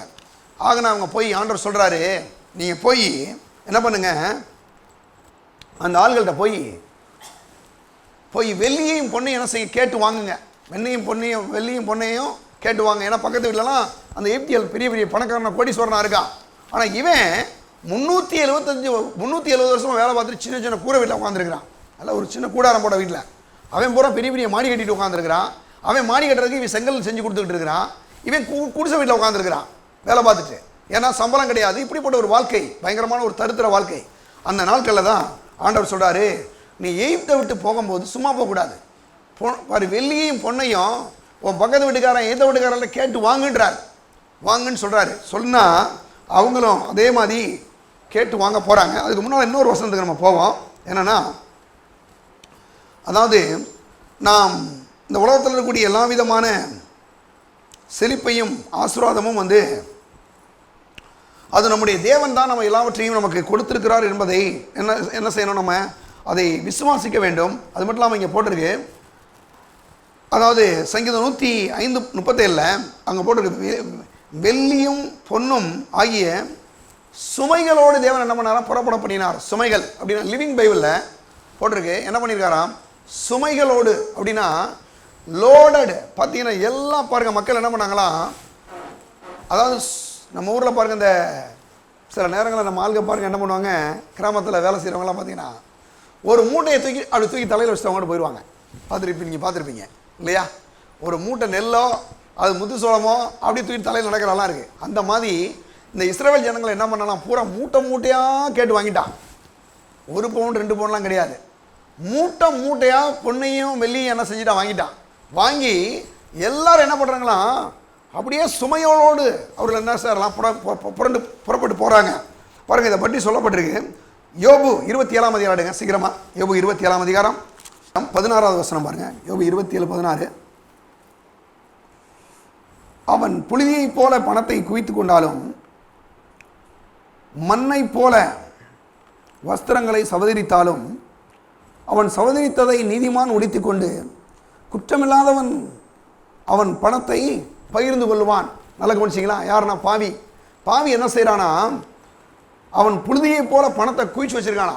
பாருங்க, புழுதினா மணல் இருக்கு இல்லையா, மணலை குவிச்சு வச்சிருக்க மாதிரி பணத்தை அப்படி சிலர் குவிச்சு வச்சிருக்கானா. பாருங்க, சிலருக்கெல்லாம் எங்கே பணம் வச்சிருக்கான் என்னன்னே மறந்து போயிருக்கு ரொம்ப பேருக்கு.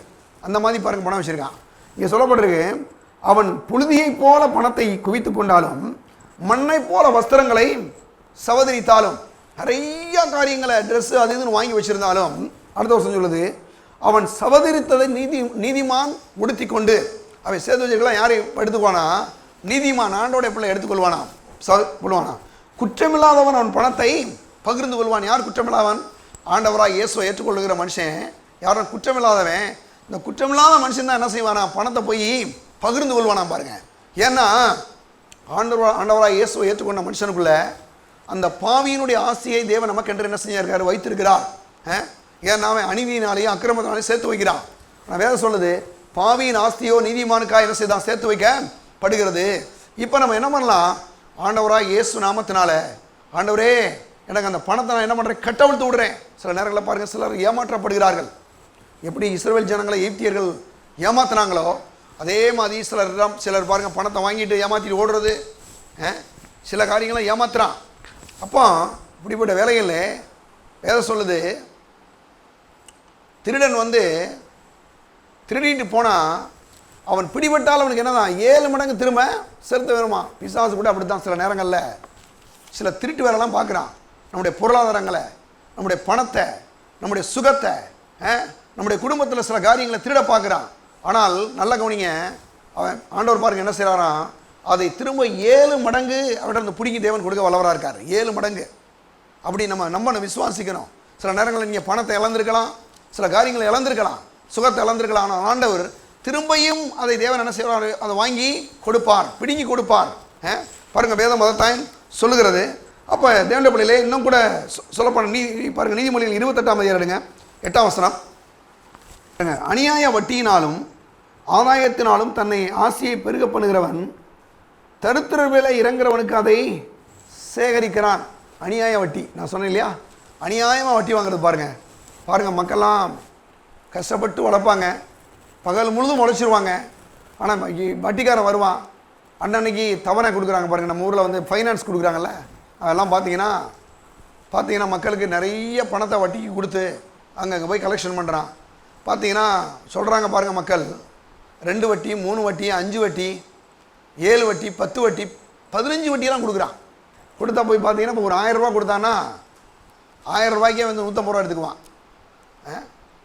10,000 ரூபா கொடுத்தானா பார்த்தீங்கன்னா கிட்டத்தட்ட ஒரு 1500 ரூபா எடுத்துருவான். அந்த மாதிரிலாம் போயிடும். நிறைய பாருங்கள், ஒரு 1000 ரூபா எடுத்தானா ஒரு கிட்டத்தட்ட பாருங்கள் இப்படி ஒரு 15% எடுத்துருவான். இப்படி எதை சொல்லுது, அநியாய வட்டியினால். எதை சொல்லுது, என்ன வட்டியா, அநியாய வட்டியினால். இங்கே வேதத்தில் நீங்கள் பார்த்தீங்கன்னா அநியாய வட்டியினாலும் ஆதாயத்தினாலும் தன் ஆசையை பெருக பண்ணுகிறவன் தருத்திரர் வேற இறங்குறவனுக்கு அதை சேகரிக்கிறான். இப்படி பண்ணுறவெல்லாம் தருத்திரருக்கு யார் ஒருத்தன் கொடுக்குறானோ அவனுக்காக சேர்த்து வைக்கிறானா. நான் சொல்கிறேன், இன்றைக்கி நம்ம கஷ்டப்படுறவங்களுக்கு சில இறக்கங்களை செய்கிறோம், சில காரியங்களை செய்கிறோம். ஆனால் நமக்கு தேவன் என்ன பண்ணாராம், அப்படி இந்த வட்டியினால் சேகரித்து வச்சுருக்கானே அந்த மாதிரி இருந்து பணத்தை பிடிங்கி நம்மகிட்ட கொடுக்குறாரு ஆண்டவர். பாருங்கள், அது கடவுளுடைய ஒரு திட்டம் பாருங்கள். அப்போ வந்து நம்ம வந்து தேவனுடைய படையிலே அதை நாம் விரும்பணும். அது மட்டும் இல்லாமல் இங்கே சொல்லப்பட்டிருக்கு, அது நமக்காகவே அவன் சேர்த்து வைக்கிறானா. எடுங்க, இஸ்ரவேல் ஜனங்கள் வந்து யாத்ரா 3ஆம் அதிகாரம் எடுங்க, யாத்ரா 3ஆம் அதிகாரம் 3:21 எடுங்க. அப்பொழுது இந்த ஜனங்கள் பாருங்கள், அப்பொழுது இந்த ஜனங்களுக்கு எகிப்தியரின் கண்களை தயவு கிடைக்க பண்ணுவேன், நீங்கள் போகும்போது வெறுமையாய் போவதில்லை, ஒவ்வொரு ஸ்திரீயும் தந்தன் அயலாரத்திலும் தந்தன் வீட்டிலே தங்குற இடத்திலும் வெள்ளி உடைமைகளையும் பொன்னுடைமைகளையும் வஸ்திரங்களையும் கேட்டு வாங்குங்கள், அவைகள் உங்கள் குமாரருக்கும் உங்கள் குமாரத்திகளுக்கும் தரிப்பித்து எகிப்தியரை கொள்ளையிடுவீர்கள். என்ன சொல்றாரு, இந்த 330 வருஷமா 370 வருஷமா நீங்கள் சம்பாதித்த அந்த சம்பாதிய பூரா அவன் வந்து எல்லாத்தையும் திருடி வச்சிருக்கான். இப்போ நீங்கள் என்ன பண்ணணும், கேட்டு வாங்கணும். இது இவ்வளோ நாள் நான் சம்பாதித்ததுக்கான சம்பாதித்தை நீ கொடுக்கல, என் சம்பாதித்த பூரா திருடி நீ நல்ல வீடு கட்டிக்கிட்ட, நீ நகையை வாங்கி மாட்டிக்கிட்ட. ஆனால் இப்போ நான் ஒரு சாதாரண நிலைமையில் இருக்கிறேன். இப்போ என் ஆண்டவர் சொல்கிறாரு, என்ன பண்ண, அந்த பொன்னையும் வெள்ளி எல்லாத்தையும் என்கிட்ட கொடுன்னு சொல்லி நீ கேட்டு வாங்கினார். அதே போல் இஸ்ரவேல் ஜனங்கள் கேட்டு வாங்கினார்கள். எடுங்க வேத்து போகலாம். யாத்திராகமம் 12ஆம் அதிகாரம் சீக்கிரமாக எடுங்க. 12:35 பாருங்க, அங்கே சொல்லப்பட்டிருக்கு. மோசே சொல்லியிருந்தபடியே இஸ்ரவேல் ஜனங்கள் எகிப்தியரிடத்திலே கொள்ளை உடைமைகளையும் வெள்ளி உடைமைகளையும் பொன் உடைமைகளையும் வஸ்திரங்களையும் கேட்டார்கள். கர்த்தர் ஜனங்களுக்கு எகிப்தியரின் கண்களே தயவு கிடைக்கும்படி செய்ததினால் கேட்டதை அவர்களுக்கு கொடுத்தார்கள். இவ்விதமாய் அவர்கள் எகிப்தியரை கொள்ளையிட்டார்கள். நல்ல கவனிக்கிறீங்களா? இந்த 370 வருஷமாக இவங்க ஏமாற்றி இவங்களை வச்சிருந்த எல்லாத்தையும் இஸ்ரவேல் ஜனங்கள் போய் கேட்டு வாங்கினாங்களாம். பொன் உடைமைகளையும் வெள்ளி உடைமைகளையும் கேட்டு வாங்கினாங்க. இப்படியாக இஸ்ரவேல் ஜனங்கள் எகிப்தியரை கொள்ளையிட்டார்கள். நல்ல கவனிங்க, கொள்ளையிட்டார்கள்னு சொல்லி தமிழில் சொல்லப்பட்டிருந்தாலும் கூட ஒன்று புரிஞ்சுக்கணும். இவங்க இஸ்ரவேல் ஜனங்கள்கிட்ட கொள்ளை அடித்ததை இவங்க திரும்ப கேட்டு என்ன பண்ணாங்க, வாங்கினாங்க. இன்றைக்கும் கூட நான் சொல்கிற தேவனுடைய பிள்ளையிலே, ஆண்டவராக இயேசு கிறிஸ்து அவருடைய கல்வாரி புண்ணியத்தினாலே ஒரு பெரிய ஒரு பண்டமாற்று முறையை செய்திருக்கிறார். அது தெரியுங்க. பண்டமாற்று முறைனா நம்ம நாட்டில் இருந்து நிறையா காரியங்கள் உற்பத்தி செய்யப்படுது. நெல், குறிப்பாக அரிசி இல்லையா, அரிசி, கோதுமை, வெங்காயம் இதெல்லாம் பாருங்கள் வந்து உற்பத்தி செஞ்சு இன்றைக்கி வெளிநாடுகளுக்கு அனுப்புகிறாங்க. இதுக்கு பேர் என்ன பேர்னா ஏற்றுமதின்னு சொல்கிறாங்க. வெளிநாடுகள்லேருந்து சில பொருட்களை இறக்குமதி செய்கிறாங்க இல்லையா. அது என்னென்னா பெட்ரோலியம் ப்ராடக்ட்ஸ்லாம் இன்றைக்கி பார்த்தீங்கன்னா சவுதி அரேபியா, துபாய் இந்த மாதிரி ஏரியாவிலேருந்து அங்கேருந்து நிறைய பெட்ரோலியம் பொருட்களை வந்து இறக்குறாங்க. இப்போ இதுக்கு பேர் என்னென்னா இறக்குமதி. அப்போ அந்த ஏற்றுமதி இறக்குமதியில் என்ன நடக்குது அப்படின்னா ஒரு பண்டமாற்று முறை நடக்குது. என்ன பண்டமாற்று முறை அப்படின்னா, ஒன்று நம்ம நாட்டு ரூபாயை போய் கொடுத்துடக்கூடாது, அவங்க ஏற்றுக்கிற மாட்டாங்க. அதனால தான் போகும்போதே வெளிநாட்டுக்கு போகிறவங்களாம் என்ன பண்ணுறாங்க, பணத்தை போய் எக்ஸ்சேஞ்ச் பண்ணுறாங்க. அவன் நாட்டு இப்போ அமெரிக்க டாலருக்கு நம்ம நாட்டினுடைய இது கிட்டத்தட்ட 80 ரூபாய்க்கிட்ட வருது. நம்ம 80 ரூபா கொடுத்தா அவங்க $1 கொடுப்பாங்க. இந்த மாதிரி ஒரு எக்ஸ்சேஞ்ச் நடக்குது. இதே போல் பொருளாதார அடிப்படையிலையும் நம்முடைய தேசத்துலேருந்து அனுப்பப்படுகிற சில பொருளாதாரங்கள் அங்கே போகுது. அவங்க என்ன பண்ணுறாங்க, நம்ம நாட்டில் இருக்கக்கூடிய இந்த விவசாய பொருட்கள்லாம் வாங்கிக்கிட்டு அவங்க என்ன பண்ணுறாங்க, அங்கேருந்து பெட்ரோல்லாம் கொடுக்குறாங்க, டீசலை கொடுக்குறாங்க, அங்கே நடக்குது. இதே மாதிரி ஆண்டவராக இயேசு கிறிஸ்து ஒரு பெரிய பண்டமாற்று முறையை செய்தார். என்ன பண்டமாற்று முறை? ஆண்டவராக இயேசு சிலுவையில் அடிக்கப்படும் போது நம்முடைய பாவத்தை அவர் ஏற்றுக்கொண்டார், நம்முடைய வியாதியை அவர் ஏற்றுக்கொண்டார், நம்முடைய எல்லா விதமான பலவீனங்களையும் வியாதிகளை அவர் ஏற்றுக்கொண்டார், நம்முடைய எல்லா விதமான தரித்திரத்தை அவர் ஏற்றுக்கொண்டார், நம்முடைய எல்லா விதமான சாபத்தை அவர் ஏற்றுக்கொண்டார். எல்லாவற்றையும் அவர் ஏற்றுக்கொண்டு அவர் சிலுவையிலே நமக்காக சாபமாகி, அவர் சிலுவையிலே நமக்காக பாவமாகி, அவர் சிலுவையிலே நமக்காக வியாதியாகி, அவர் சிலுவையிலே நமக்காக தரித்திரராகி, அவர் சிலுவையிலே நமக்காக சமானமில்லாதவராய் தொங்கினார். ஏன்னா நாம் ஒவ்வொருவரும் பாவத்திலிருந்து விடுவிக்கப்பட்டு நீதிமான்களாகும்படி, பரிசுத்தவான்களாகும்படி, வியாதியிலிருந்து சுகத்தை பெற்றுக்கொள்ளும்படி, தரித்திரத்திலிருந்து ஐஸ்வர்யத்தை பெறும்படி, கவலையிலும் கண்ணீரிலும் பிரச்சனையிலும் நம்மை தேவ சமானத்தால் நிரப்பப்படும்படி அங்கே ஒரு பெரிய பண்டமாற்று முறை நடந்தது. அப்போ ஆண்டவர் எல்லா விதமான ஆதாம் மூலமாக வந்த எல்லா தீமைகளையும் இயேசு ஏற்றுக்கொண்டு ஆண்டவராக இயேசு கிறிஸ்து இருந்த எல்லா நன்மைகளையும் நமக்கு கொடுத்துட்டார். அப்போ எப்படி இன்னைக்கு வந்து ஒரு பண்டமாற்று முறை ஒரு நாடு கையாளுகிறதோ அதே போல் ஆண்டவராக இயேசு கிறிஸ்து சிலுவையிலே நம்முடைய சார்பாக தொங்கி நம்முடைய எல்லா விதமான தீமைகளையும் அவர் ஏற்றுக்கொண்டு சுமந்து விட்டார். இன்னைக்கு நமக்கு எல்லா விதமான நன்மைகளையும் கொடுத்திருக்கிறார். அதில் ஒரு நன்மை தான் செழிப்பு, பொருளாதாரம். அப்போ இது வந்து இன்னைக்கு நம்ம இந்த பொருளாதாரத்தை ஆண்டவராக இயேசு வந்து நமக்கு சிலுவையின் மூலமாக கொடுத்திருக்கிறார். வேதம் சொல்லுது, அவர் ஐஸ்வர்யமுள்ளவராக இருந்தும் அவருடைய தரித்திரத்தினாலேயே நாம் ஐஸ்வர்யவான்களாகும்படிக்கு அவர் நிமித்தம் நம்ம என்ன பண்ணியிருக்கார், நம்மளை அவர் பாருங்கள், அவர் சிலுவையில் தொங்கினார். அவர் வருங்க ஐஸ்வர்யமுள்ள தேவன். ஆனால் நம்முடைய தரித்திரத்தை அவர் ஏற்றுக்கொண்டபடினாலே, அவருடைய நம்முடைய எல்லா தரித்திரத்தை அவர் சிலுவையில் சுமந்து தீர்த்தபடினாலே நம்மளை எல்லாரையும் தேவன் ஐஸ்வர்யவனாய் மாற்றி விட்டார். கிறிஸ்துவுக்குள்ளே யார் இன்னைக்கு ஆண்டவராக இயேசுவை ஒரு மனுஷன் ஆண்டவனை ஏற்றுக்கொள்கிறானோ அவன் இந்த உலகத்தில் ஏழையாக வாழன்னு அவசியமே இல்லை, அவன் வியாதியாக வாழன்னு அவசியம் இல்லை, அவன் சமானமெல்லாம் வாழ்ற அவசியம் இல்லை. அவன் நல்லா செழிப்பான ஒரு மனுஷன் வாழ முடியும், சுகமாய் ஆரோக்கியமாய் வாழ முடியும், பாவத்திலிருந்து விடுவிக்கப்பட்டு பரிசுத்தமான ஒரு மனுஷனை வாழ முடியும். ஏன்னா இயேசு அந்த பண்டமாற்று முறையை சிலுவையிலே செய்து முடித்து விட்டார். அப்போ இன்னைக்கு நாம் என்ன செய்யணும், ஆண்டவராக இயேசுவை ஏற்றுக்கொள்ளாதவர்கள் இயேசுவை ஏற்றுக்கொள்வீர்களானால் இப்படிப்பட்ட நன்மைகளை தேவன் உங்களுக்கு கொடுக்கிறார். இயேசுவை ஏற்றுக்கொண்டவர்கள் இதை விசுவாசிக்கணும். ஆண்டவரே, எனக்கு ஒரு சிலுவையிலே ஒரு பெரிய பண்டமாற்று முறை நடந்துச்சு, என்னுடைய எல்லா தீமைகளையும் நீரை ஏற்றுக்கொண்டீர், உங்களுடைய எல்லா விதமான நன்மைகளை எனக்கு நீ கொடுத்திருக்கிறீர் ஆண்டவரே, நான் அதை விசுவாசத்தோடு என்ன பண்ணுறேன், ஏற்றுக்கொள்கிறேன் என்று நாம் ஏற்றுக்கொள்ள வேண்டும். கடைசியாக ஒரே வசனம் பார்த்து முடிச்சிருவோம். எடுங்க, சங்கீதம் 107ஆம் அதிகாரத்தில் அங்கே சொல்லப்பட்டிருக்கு, அவர்களை பொன்னோடும் வெள்ளியோடும் புறப்பட பண்ணினார். அவருடைய கோத்திரங்களிலே பலவீனப்பட்டவன் ஒருவனும் இருந்ததில்லை. என்ன சொல்றாரு? அவங்களை எப்படி பொன்னோடும் வெள்ளியோடு புறப்பட பண்ணினாரோ அதே போல இயேசு கிறிஸ்துவின் கல்வாரி அன்னைக்கு ஒரே ஒரு ஆடு, ஒரு வீட்டுக்கு ஒரு ஆடு அடிக்கப்பட்டுச்சுங்க. அந்த ஒரு ஆட்டுடைய ரத்தம் இன்னைக்கு காலையில் இன்னைக்கு காலையில் பார்த்தீங்கன்னா ஒரு பிச்சைக்காரமாக இருக்கிறான். ஆனால் அடுத்த நாள் பார்த்தீங்கன்னா அந்த ஆட்டுக்குட்டியின் ரத்தம் அவனை என்ன பண்ணிச்சு தெரியுமா அவங்களுக்கு? அடுத்த நாளே அவனை சுமக்க முடியாத அளவுக்கு பொன்னோடு வெளியோடு தேவன் என்ன செஞ்சார்? புறப்பட பண்ணினார். இதுக்கு காரணம் என்னன்னு தெரியுமா உங்களுக்கு? அந்த ஆட்டுக்குட்டியின் ரத்தம் அப்படிப்பட்ட ஒரு மீட்பை அந்த மனுஷர்கள் கொடுத்துச்சு. எகிப்தில் இருந்த அந்த இஸ்ரவேலர்கள் கொடுத்துச்சு, அந்த மீட்பை கொண்டு கொடுத்துச்சு. அதனால தான் தைரியமாக போய் கேட்குறாங்க. எப்படி கேட்டாங்க தெரியுமா உங்களுக்கு? அந்த ரத்தத்தின் புண்ணியத்தில் கேட்குறாங்க. அந்த ரத்தம் எனக்காக சிந்தப்பட்டிருக்கு, அந்த ரத்தம் என்னை இங்கிருந்து விடுதலைக்கு ஆக்குறது மட்டும் இல்லாமல் அந்த ஆட்டுக்குட்டியின் ரத்தம் இந்த நாட்களிலே இது வரைக்கும் எங்களுடைய சந்ததியார், எங்கள் தாத்தா, எங்கள் பூட்டன் பாட்டன் எல்லாம் சம்பாதிச்சு அந்த 360 வருஷம் சம்பாத்தியத்தை ஒரே நாளில் கிளைம் பண்ணான் பாருங்க. ஒரே நாளில் கிளைம் பண்ணுறான். பொண்ணையும் வெள்ளியும் என்ற குடு, வெள்ளியும் பொண்ணையும் என்ற குடுன்னு வாங்குறான். மூட்டையாக வாங்கிட்டான். வாங்கிட்டு இன்னைக்கு காலையில் அவன் ஏழை, நாளைக்கு காலையில் கோடீஸ்வரனை மாறிட்டான். அதே எகிப்து தேசத்தில் அதே இஸ்ரவேல் மக்களுக்கு நடந்துச்சுங்க. எப்படி? அந்த ஆட்டுக்குட்டியின் ரத்தம். இன்னைக்கு நான் சொல்கிறேன், ஆண்டவராய் இயேசு கிறிஸ்துவின் ரத்தம் அதோட மேலான ஒன்று. இயேசு கிறிஸ்துவை ஒரு மனுஷன் ஆண்டவராய் ஏற்றுக்கொள்ளும் போது என்ன நடக்குது தெரியுமா? நீங்கள் இயேசுவை ஏற்றுக்கொள்றதுக்கு முன்னால் ஏழைகள், தரித்திரவான்கள். ஆனால் இன்னைக்கு இயேசுவை ஏற்றுக்கொண்ட பிறகு ஐஸ்வர்யவான்களாய், நீதிமான்களாய், சுகமாக்கப்பட்ட மக்களாய், சமாதானம் நிறைந்த மக்களாய், வெற்றியுள்ள மக்களாய், செழிப்பான மக்களாய் தேவன் இயேசு கிறிஸ்துவின் ரத்தத்தின் மூலம் மாற்றி இருக்கிறார். சொல்றார் பாருங்க, குற்றமற்ற மாசற்ற ஆட்டுக்குட்டியாக இயேசு கிறிஸ்துவின் ரத்தத்தினாலே மீட்கப்பட்டிருக்கிறீர்களே, பொன்னினாலும் வெளியினாலும் அல்ல, இயேசு கிறிஸ்துவின் ரத்தத்தின் மூலமாய் நீங்கள் மீட்கப்பட்டிருக்கிறார் பேதுரு. அப்போ இயேசு கிறிஸ்துவின் ரத்தம் இந்த ஆசீர்வாதத்தை நமக்கு கொடுக்கிறது. அது மட்டும் இல்லாமல் கடைசியாக ஒரே ஒரு வசனம் பார்த்து முடிப்போம். சங்கீதம் 68 அதிகாரம் 19 வசனம்.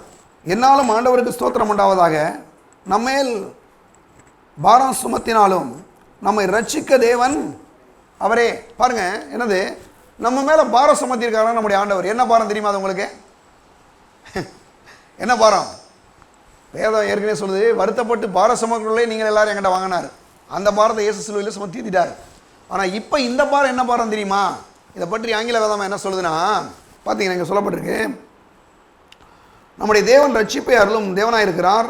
ஆண்டவராய் இல்லை இருங்க, அந்த அவசரம் இல்லை. என்னாலும் ஆண்டவருக்கு ஸ்தோத்திரம் உண்டாவதாக, நம்மேல் பாரம் சுமத்தினாலும் நம்மை ரட்சிக்கிற தேவன் அவரே. என்ன பாரம் தெரியுமா அப்படின்னா, ஆங்கில வேதாமத்தில் போட்டிருக்கு என்னென்னா, அது ஆசீர்வாதம் என்ற பாரம். தமிழ் வேதாமத்தில் பாரம் போட்டாங்க, அப்படி கிடையாது. ஆங்கில வேதாமத்தில் அது என்ன பாரமா? அது ஆசீர்வாதத்தின் பாரம். என்ன பாரம்? ஆசீர்வாதம் என்ற பாரத்தை நம்ம மேலே சுமத்தி இருக்கிறார் நம்முடைய ஆண்டவர். ஆசீர்வாதம் என்ற பாரத்தை. அப்போ அந்த ஆசீர்வாதம் என்ற பாரத்தை தான் நம்முடைய தலையில் தேவன் வைத்திருக்கிறார். தவிர கவலை என்ற பாரத்தினாலேயோ, வியாதி என்ற பாரத்தினாலேயோ, தரித்திரம் என்ற பாரத்தினாலேயோ நம்மளை சுமக்க வைக்கல. அது அவர் சிலுவையில் சுமந்து தீர்த்து விட்டார். இன்னைக்கு வேதம் சொல்லுது, மரத்தில் தூக்கப்பட்ட எவனும் சபிக்கப்பட்ட எழுபடி கிறிஸ்து நமக்காக சாபமாகி நியாய பிரமாணத்தின் சாபத்தில் நம்ம நீங்களாக்கி மீட்டுக் கொண்டார். ஆபிரகாமுடைய ஆசீர்வாதம் இயேசு கிறிஸ்துவின் மூலமாக இன்னைக்கு நமக்கு வந்திருக்கிறது. அப்போ இயேசுவின் ரத்தம், ஆண்டவராக இயேசு கிறிஸ்துவின் ரத்தம் இன்னைக்கு என்ன பண்ணியிருக்குன்னா, நம்மளை ஆசீர்வாதம் என்ற பாரத்தினாலே நம்மளை நம்முடைய தலையிலே தேவன் சுமத்தி இருக்கிறார். இன்னைக்கு நம்ம அடிக்கடி சொல்லிக்கணும், ஆசீர்வாதம் என்ற பாரத்தை தேவன் என் மீது வைத்திருக்கிறார். கவலை என்ற பாரம் கிடையாது, வியாதி என்ற பாரம் கிடையாது, தரித்திரம் என்ற பாரம் கிடையாது, சண்டை கலவரம் என்ற பாரம் கிடையாது. ஆசீர்வாதம் என்ற பாரத்தை நம்ம மேலே தேவன் சுமத்தி இருக்கிறார் இயேசு கிறிஸ்துவின் ரத்தத்தின் மூலமாக. அப்போ இன்னைக்கு நாம் எப்படி இன்னைக்கு அதை விசுவாசிக்கணும்? இயேசு கிறிஸ்துவின் ரத்தம் என்னை எல்லா பாவ பாரத்தில் இருந்தோம், வியாதி பாரத்தில் இருந்தோம், தரித்திர பாரத்தில் இருந்தோம், சமான கேடுன்ற பாரத்திலிருந்து நீங்களாக்கி விடுதலையாக்கி இயேசு கிறிஸ்துவின் ரத்தம் இன்னைக்கு என்னை ஆசீர்வாதம் என்ற அந்த பாரத்தினால என்னை என்ன செய்திருக்கிறார்? அவர் அபிஷேகித்திருக்கிறார். என் தலையிலே ஆசீர்வாதம் என்ற பாரம் சுமத்தப்பட்டிருக்கு.